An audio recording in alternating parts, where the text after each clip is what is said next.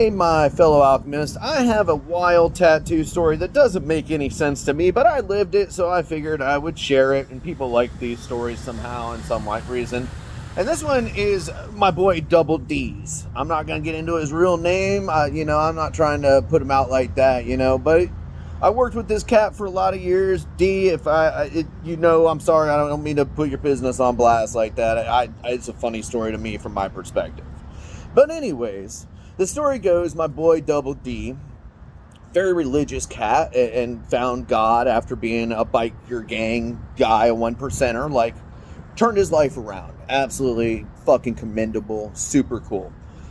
But everybody does their own thing with it. So every time there was Easter and Lent was coming about, right before the 40 days on the first day of Lent, he'd go out to the beach on the West Coast, and at sunset or sunrise or something like that, he'd blow this elk horn 3 times to rein in the coming of Christ for the second time. And that was already, odd to see this, big dude out there in a white tuxedo fucking bah, bah, bah.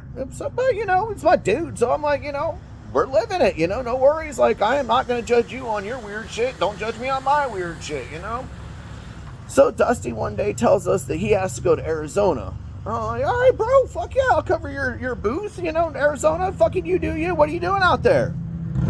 Dusty's like, hey, man, this chick designed a tribal tattoo for Jesus's thigh, and I'm going to tattoo it on his ass. I'm like, bro, that sounds amazing. Go do you, and I'll watch your booth for like a month and a half or whatever.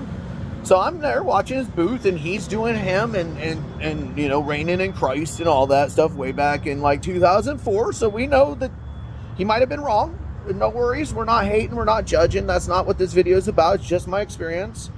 So he has a customer come in, and the customer is just a random dude, and he's really super cool biker cat once again. And he's like, hey, to my boy Ace, hey, I need to talk to you. And fucking pulls Ace aside in the bathroom. Weirdest shit I've ever seen. Like, almost like a drug deal. I'm like, what the fuck is going on in this bitch? I'm like in day 3 of just now in this shop, where I'm usually up in a different shop.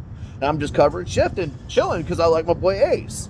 So I'm like, all right, Ace, what the fuck was that about? He goes, bro, tell him. I'm like, all right, what's going on? Biker Cat's like, hey, we had an employee that worked with me that was also a huge fan of the tattoo shop start videotaping Dusty and Ace, and they're like, all right, let me D is God and Ace is Jesus, his son. And that's what this guy was like mentally coming up with in his head.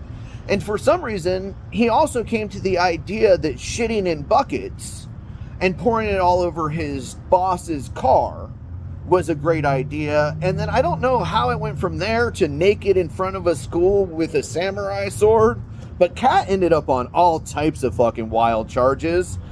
And I'm like, whoa, that is wild. So Dusty gets back. It's been like 30 days since the story. I tell him, I'm like, bro, I gotta tell you this wild story, man. It's like, this just happened, and it's your customer, and I want to tell you about it so, in case he gets out of jail and he's fucking crazy, he doesn't try to stab you or something, So I'm like, all right, Dusty, check this out.